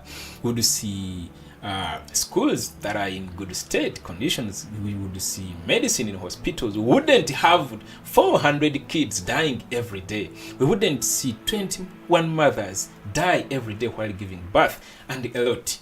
So ono yenna bujwanga kuba feedingamu ekyo mugende maaso nga mukikola ki nga mukikkiriza. Saagala bantu mugendere ku bujwanga ono. Alright, tugende maaso. The opposition in this, alright, amvuddewo. And here we are. None is talking about. Now, they are criticizing us. Come on, listen to this. Mbu, amongst all the opposition, and here we are. None is talking about the East African Federation, wealth creation, value addition, or socio-economic integration, because these are not issues to them. These are not issues to the opposition. The issue is who, Mpuga or Bobiwine. Now, I want you to note something here. Now, this is where the word Mpuga comes in, and that's what they wanted, because they wanted to create a rift. That's why Natadewa Kagame Ministry Media, they have tried so much to put that into mitima jabantu. There is a rift between Bobiwine and Mpuga, which was not there and which is not there, but simply because they want to create it, and the person gubali mukwogerako naye ayagala ebeerewo. Kyobola banga bamubuuzanga $5,000,000 atawuza abaana bavuma abaana bawemula bamubuuza nti $5,000,000 ate ne mu NUP ate waliyo simanyi ensonga bamubuuza $5,000,000 because ate simanyi omukulembeze naye simanyi biki because yali ayagala media epikinga ekintu ekyo basobola amannya gana abiri kubeera nga bagatambuliza wamu. Kyetu kyetujja kukkiriza kuba tekitukolera tekitugasa. There isn't a rift. What is there is the misuse of public office and the allocating yourself 500 million shillings, which was illegal. Kati ensonga yo tebagitunulira, bajja kutunulira kino olw'ensonga bakimanyi bulungi nti basobola creating a clash. Eyo Ministry Media bwekyo bwekola. Kyolanga wano erinnya erisobola okukola kirisobola okujja. Wano bagamba nti lwaki opposition teyogera simanyi ku East African Federation, wealth creation, value addition. Obyogereko ku diiru ki? Ebyo biri mu manifestos zaffe. Tumanyi bulungi tugenda okukolera ensi eno nga tukoze eki. Stipulating bulungi how we are going to restructure this country. However much ebintu ebimu tebajja bibagambira tojja biwulira. For example, tojja kuwulira muntu yenna agenda kugamba nti no NUP yagala kendeza ababaka ba parliament babeere 150. Tojja kiwulira. Naye nga that is in plan. Ababaka 539 baaki mu parliament ya Uganda. That expenditure nga ne sente zibasasula ziwelebwa bweru. Do you know that in this our country Uganda we borrow to pay government workers? We borrow to pay public servants. Shame. So naye it's not that we don't know about the usefulness, the importance of the East African Federation. No, byonna tubimanyi naye the main focus now, and we are not shortage of people abasobola structuring all these ideologies okuzimplementing obozi structuring. No, we are short of courageous people who can stand in the middle of the road ne bagamba ekimala kikola kimala. We are not short of smart people abasobola okutransforminga this country. Bana Uganda mwe nyini abali mukola live video eno muli wabweru wa Uganda nenga mwasoma ebitabo baganda bange ngoli ayinazi PhD ayinazi masters ayina kuganga yabisoma nayo yasoma degree yasooka n'agikolerako ne master yayo naga akagendeko ne kwina nakwana nga mugezi ngali exposed ngali well traveled naye nga tayina platform wayinza ku implementingira expertise ye. At the end of the day nabera ngali forced to free Uganda and serve the interests of other countries. So having a leadership mu Uganda providing a platform eri abantu abali able okubeera nga ba exercising their expertise kintu ekisinga okubeera nga ekikulu. Kati main focus erina kubeera how to depose the current regime, simple as that. So bino banji basobola bi implementing banji basobola byogerako kyolanga nsiba mpaka nakowa n'okukowa abagamba federal babalowooza nti abantu abatambuza narrative ya federal nungi twana omwata jaga nayo gisaba nogisaba mu 7 all energies have to be directed towards deposing the guy.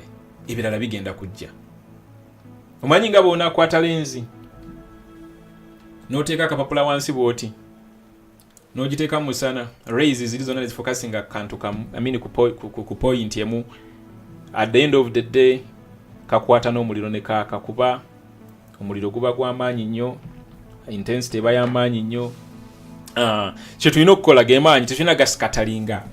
So kati wano babeera baagala tubuzaabuza batuze mu kunnyonnyola bino tuze mu kunnyonnyola biri tuze mu abantu bamanyi ekituufu kyeki obukulembeze obuliwo tebukolera abantu bukolera mbuto za a selected few nga the only solution kubujjawo ebisigade bijja kwekola byokka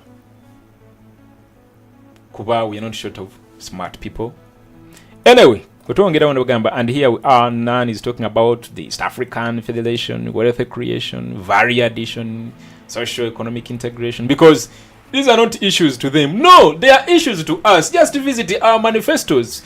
For whoever ayagala okubeera to whoever ayagala okuaccessing manifesto ya NUP nabagamba genda bugenzi ku www.jbmuwonge.com ojja gisankako ku front page nagiteekako wobanga kikukaluubiriza okutypingamu erinnya eryo JBMuwonge nakuteereddekawo actually QR code manyi naku zino ebintu bya digital nnyo ye QR code ogiraba eri awo eri wano ku kiga awo wano wansi wano bottom right a QR code wogiscanninga egenda kutwala straight ku website ya JBMuwonge. Yeah, you can update yourself. You can have it in your gallery. That is the NUP manifesto and the profile of our president Kyagulanyi. Abatamumanyi babagala mutegeera okuviira ddala eri paka kati wali. Yeah, genda bugenzi ku QR code eyo giscanning ekutwala butwazi ku website wekutwalayo downloading a document so bubeera nabwo gitunuze mbutunuza simu yo ojja kubeera nga driving a direct ku website scanning ne camera yo oba scanning ne QR code scanner anything nenga solo typing out typings mu Mr Google www.jbmuwonge.com ku front page ya bisanga ko byonna. So these are issues to us, but we cannot scatter our energies everywhere. No way. Tuyina ziscatteringga. Tuyina zifocusinga ku kintu kimu. How to get rid of this dictatorship. All right. The issue, no, these are not issues to them. We're talking of course kanatiro kugwa. The issue is who Mpuga or Bobiwine, Best J or Amriat, Nandala or Semuju. Bwanika Ozake. Meanwhile, Museveni is up country auditing the NRM work among the wananchi in the battle for wealth creation in the homesteads. Binono singa byali bikola nno. Ibali mutuli mbirambu simanyi wealth creation. Abantu bavu only 28% of the entire country are connected to electricity. Ngate fetuga supplying. Anyway, tujja kugenda next time si byakakati coverage ya Uganda engeri ebintu gye bikola kimasanyalaze mazzi bintu byonna nja kujja mbibakola ekimi bayitiremu. The present turmoil in the opposition was seen coming. It is called the fear of the future, and it leads to short-sightedness, while Museveni's availability has been from what he calls the current affairs of history, which leads to far-sightedness, vindication. Now, no one saw this coming. They shouldn't lie to you. No one saw this coming, and no one should lie to you. No one expected His Excellency Kyagulanyi to act like the way he acted, as in omukono ogw'ekyuma gwe yataddewo okulwanyisa olungi. Bonna badde balowooza nti nno ajja kusirika. Ate singa yasirise, ate era singa kati yemboozi nti nti mwenera mmwe beebamu. Mutugamba wano nti mulwanyisa buli bwanguzi mwagala kujjako Museveni. No wamu yoyo yaziridde mwamukoze eki. Teyaziridde miliyoni 5 mwamukoze eki. Temwamulese. So, no one expected that. But simply because His Excellency Bobiwine yakoledde ddala oba NUP yakoledde ddala ekyo ekituufu abantu kye baagala, ate kati kye kiri mu kubisa NUP. Kye kino kyagamba nti mainstream media ene egenda driving ensonga eno mu ngeri dictator ye gyayagala ebeeremu. Ono yenna Bujwanga. Of course article yakomyawo. Ono yenna Bujwanga.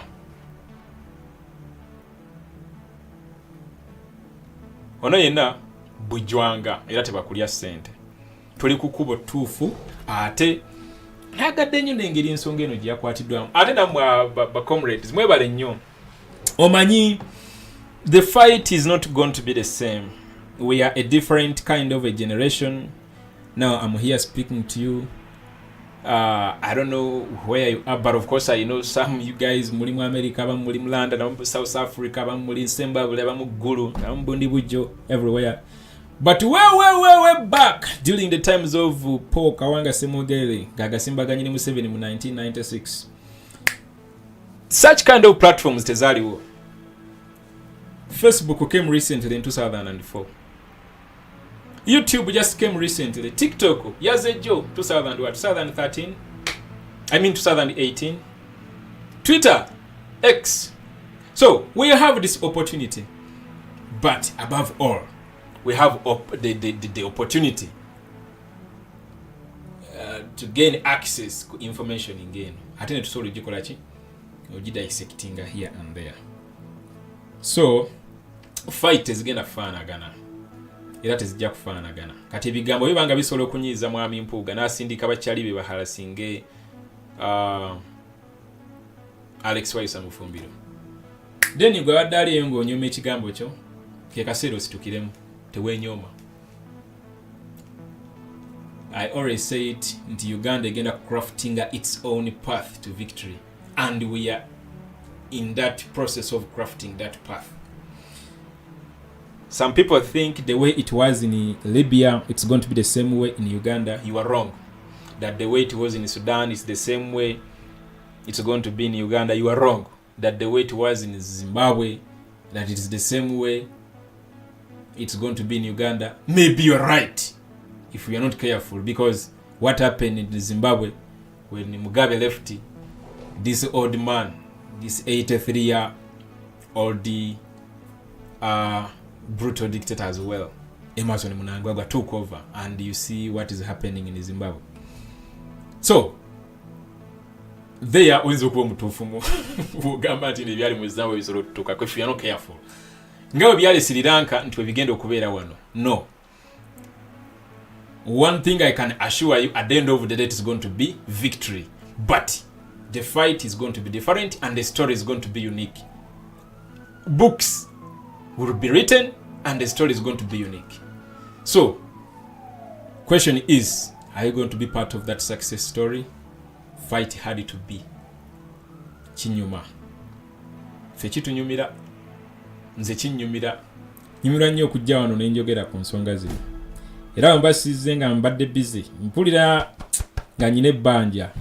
Kyolanga Facebook ebeera ekola everywhere. Kyolanga nyina platforms ku buli platform, ku social media platform nyinako omukutu. Ogenda ku TikTok ojja kunsangayo, YouTube ojja kunsangayo, Twitter ojja kunsangayo, Instagram ojja kunsangayo, Facebook ojja kunsangayo, everywhere. There is a way jowulira you are adding something. Yeah, kamala okulaba mu comment section ndabe waliyo anyone alina kyagamba.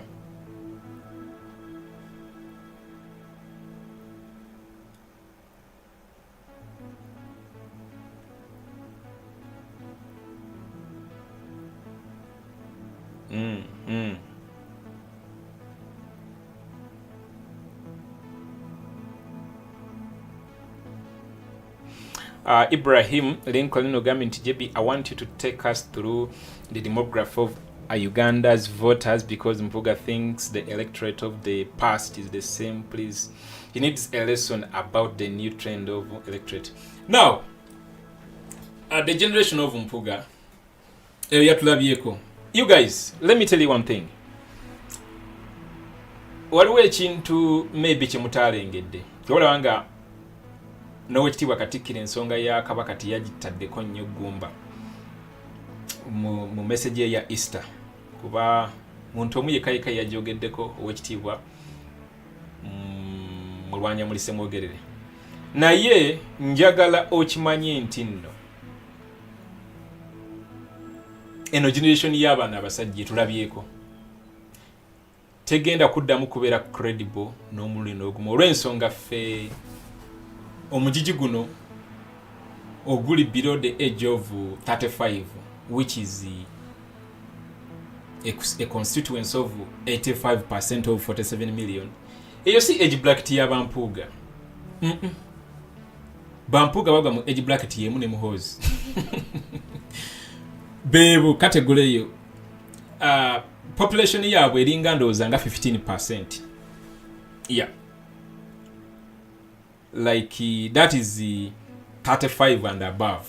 Yeah, population yabwe eringa 15%. Kati engeri bwe gye baagala bakole ebintu bikolebwemu ate ffe si engeri gye twagala ebintu bikolebwemu. Tolanga bayina abawagira batono nnyo. Batono nnyo. So, olupondi jemba njagala okumega ate sagala engule yagala kunva mutwe. Reverend Danga Martina, I want you to take us through the demography of Uganda's voters because Mpuga thinks the electorate of the past is the same. Please. Olupondi jemba njagala okoze eki. Engenzeko wano. Naye kyemba njagala kyengezaako kutegeeza nti yagala gana kiriza lekayo. Bano batugenzeeko. Tebatugenze nakwabula batulabyeko tebagenda kuddamu kubeera credible. Wokitegeerera nga ne Buganda Kingdom yabavuddemu. Yes, Kabaka yabavuddemu. Eyo message eyavudde mu Buganda yabadde directed towards Mpuga and his group. Yandibadde eri directed towards His Excellency Kyagulanyi and NUP singa yabaddemu lines ezigamba nti nno mukwatenga bulungi ensonga mweyigiriza okuwuliriza mweyigiriza okusonyiwagana era temukola ki nga olaba bano abalala bano bakola ki eri message yabadde direct nti ebintu by'ensi tebibeemazangamu ebintu by'obugagga n'ebyenfuna tebibeemazangamu kutandika kwefuulira bannammwe na kumenyawo ndagaano ze mwakola wadde ne mba mwazikola mu nzikiza nga tewali muntu n'omu abalabye. Kiki ekirala ky'obeera okyayagala? Abo baatulabyeko. Eyo communication yabadde powerful. Kyolanga buli awagira abasajja bano yagyebalamye nga mwotadde n'owekitiibwa Katikkiro teyagyogeddeko giteekako nnyo simba. Mpaayo video nga basajja bakulu abagwa ku side eyo oba Sseggona oba Mpuuga nga akujjidde message ya Kabaka nga we yagikoze. So kyengeza kugamba nti ne entire kingdom yabagambye mweraba lwaki tosobola kulya nguzi mu government ya Museveni ate nojja ne weekweka eno wa Emmengo. Awo Mmengo bogisiize ekifaananyi ekibi ennyo. era eba egenda kufuuka kiddukiro ky'aboonoonyi. So obwakabaka bwali tebusobola kukkiriza Bujwanga oyo wadde bano bantu baabwe bamamentalinga naye ate tesobola kukkiriza Bujwanga oyo.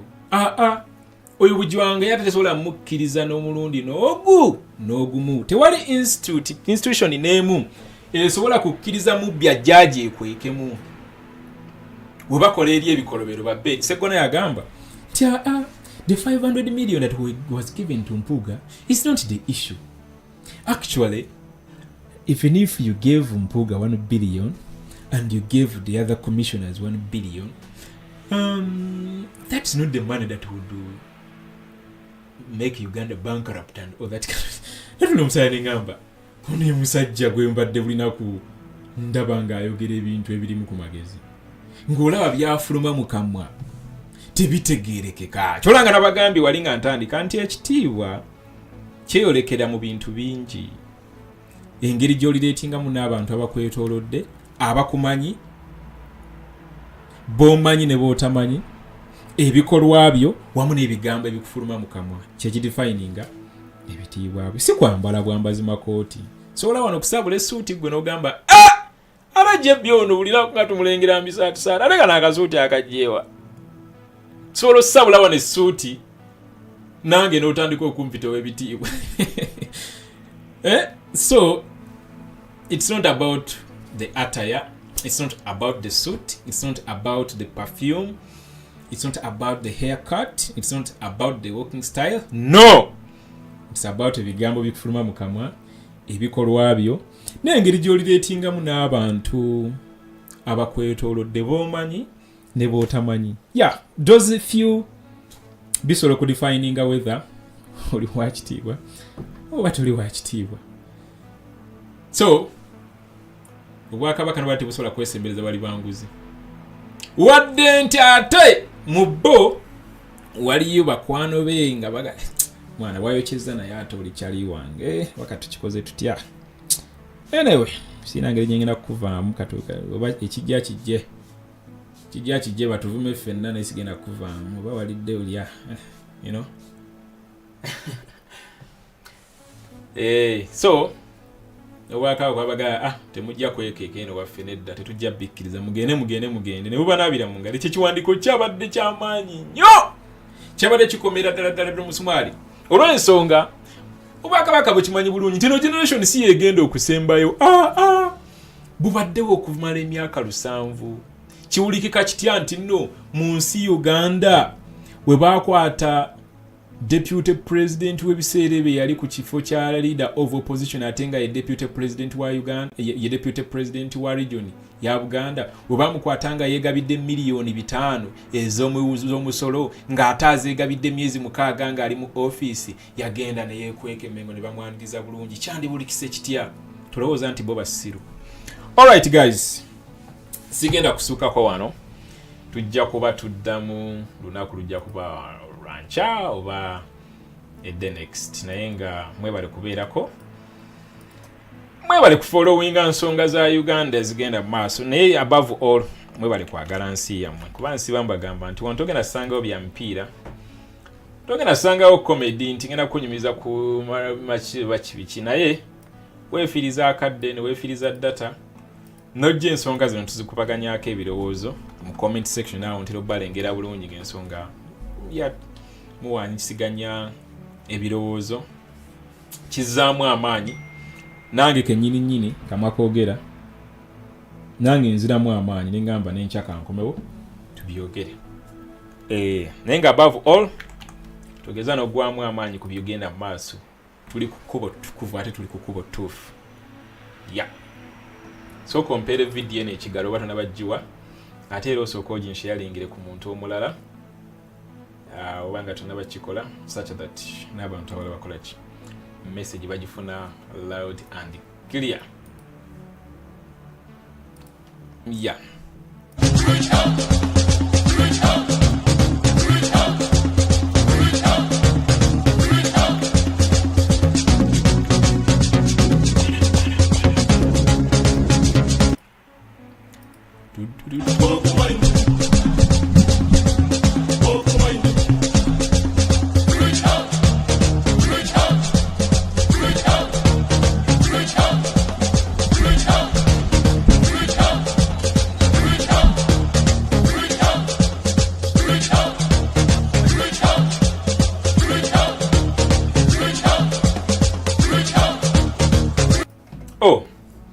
awalo mbadde namisinze comment eno olaga naye FDC kichezaako okukola no kiri evident FDC of course egenda kugulawo yaguddewo dda in brief ekyo kyo tolina kyebuuza yaguddewo dda political party mpya that's the fact egenda kugulawo kuba yagalagana kiza lekayo the likes of Ssemujju tebakyasobola kuddamu kukwatagana na Nandala Mafabi ne Patrick Oboy Amuriati atenga mu mateeka bebakyali ba president b'ekibiina kya FDC era nga oli akyali secretary waakyo so bayina sennene nnyo mu kibiina tebakyasobola kuddamu kukwatagana yagalagana kiriza lekayo tebakyasobola so Ssemujju yakugamba dda nti agenda kugira mu political party mpya kati wootunuuliramu ebintu engeri gye biyimiriddemu eno national platform weze nekulaga nti nno ife tetwemotya tuli ku nsonga emu kujjako Museveni ate buli muntu atakkiriza mu ideologies zaffe ez'obutalyanguza ezabutakosa bubi office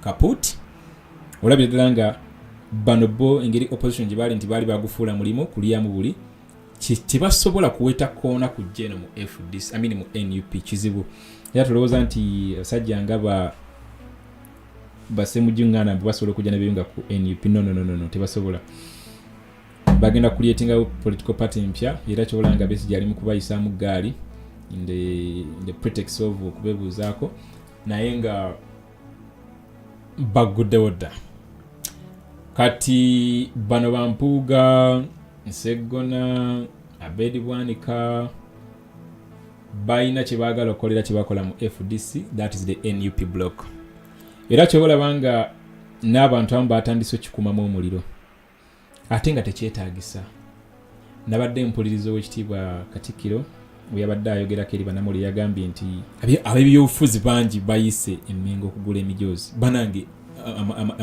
emisinde gya leero ffena tubeereyo mu lubiri naye yagambye nti aba NRM bazze aba FDC bazze aba NUP bazze aba PLO yazze naye nayongerezaako akagambo n'agamba nti nno naye nabadde ndi awo ng'ate aba NUP abalala abatajja nabali ate nabo bazze neŋŋamba wait a minute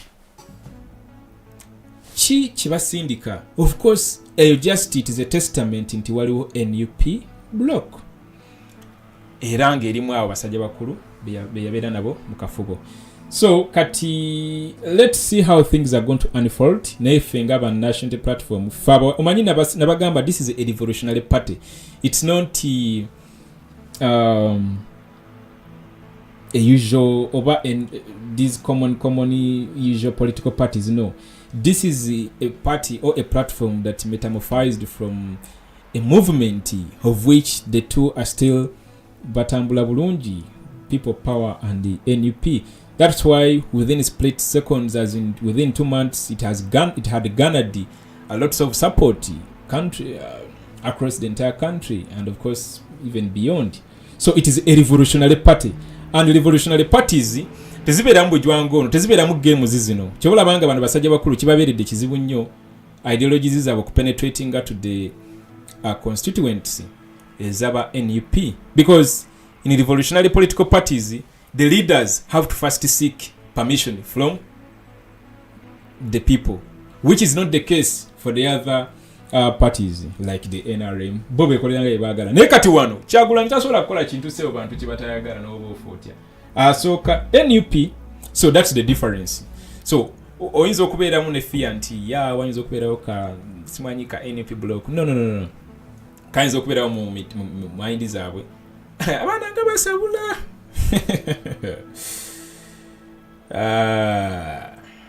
kizibu tekijja ku it cannot work out the same way it worked in DP it cannot because nokuswala babaswala bo benyini not before the NUP leadership or before the people but before even now balowooza nti no bagenda okukola ki okulembera bino si byampaka si byagundi ono ani yatugamba yali wajjinja naga Musaga njabafuga Musaga njabakulembera nga byampaka no bino si byampaka if abantu tulina eddoboozi ddene nnyo we are the one who's driving ekibiina si bakulembeze kyolabanga bagendera ku birowoozo byaffe bwe tuvayo ne tugaana ensonga tuba tugiganye ate mulonga si byakusaagasaaga mu busaazi. So being a revolutionary party, that is the advantage tuyina fenga abajiwagira.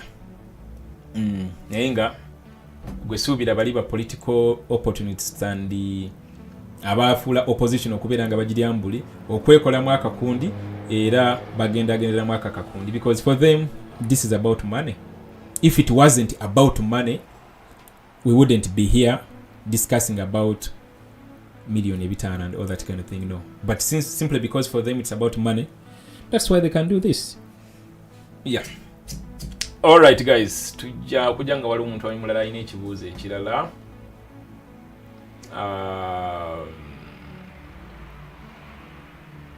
Arius Media UG we bale kubeerako, DJ Will Track we bale kubeerako, General Idi Amin Dada we bale kubeerako, Maureen Sabila we bale kubeerako, Eddie Musisi Joseph, Robina banange muli bangi nnyo siyinza bamenya, Lady Masaka naye bale, Caroline, Frederick,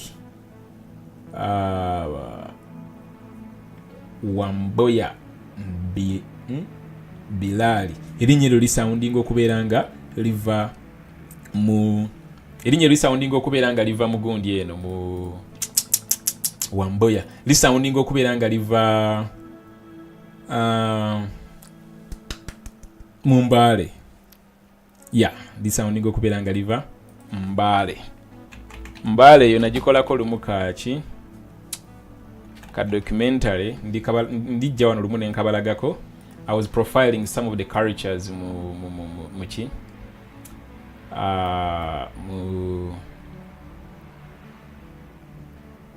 Uganda or mu Africa. By then I can give you just a snippet.